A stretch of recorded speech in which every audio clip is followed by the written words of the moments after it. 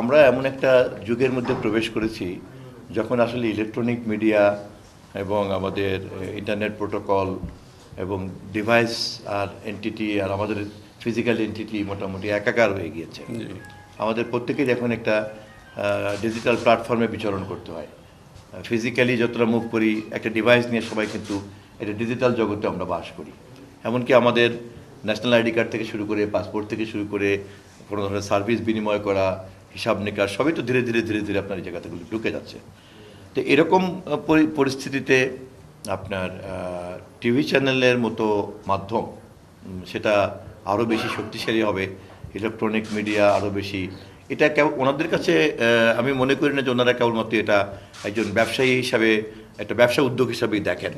আমি নিশ্চিত না যে ব্যবসায়ী উদ্যোগের বাইরেও এর যে একটা সামাজিক যে দায় দায়িত্ব আছে এবং ওনাদের এই ব্যবসা প্রতিষ্ঠানের যে ওনাদের প্রফিটের বাইরে যে একটা বিরাট রোল আছে, এবং সেই রোলটাকে আমরা কিভাবে গণমুখী করতে পারি এবং কিভাবে সেখানে রাষ্ট্র সরকার ওনাদেরকে কিভাবে ফ্যাসিলিটেট করতে পারে, আমরা এইভাবেই বিষয়টা দেখি।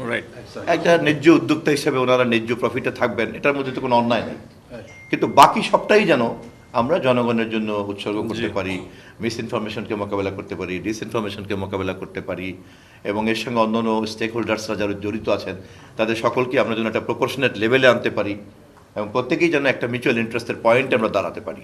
আমি মন্ত্রী হিসাবে আমার দায়িত্ব হবে কিন্তু এই সমস্ত স্টেক হোল্ডারদের মধ্যে, ইনক্লুডিং দি দর্শক শ্রোতা এবং আপনারাও সবাই কিন্তু এটাকে একটা এমন একটা মিউচুয়াল পয়েন্টে নিয়ে আসা যাতে এভরিবডি বিকেম হ্যাপি।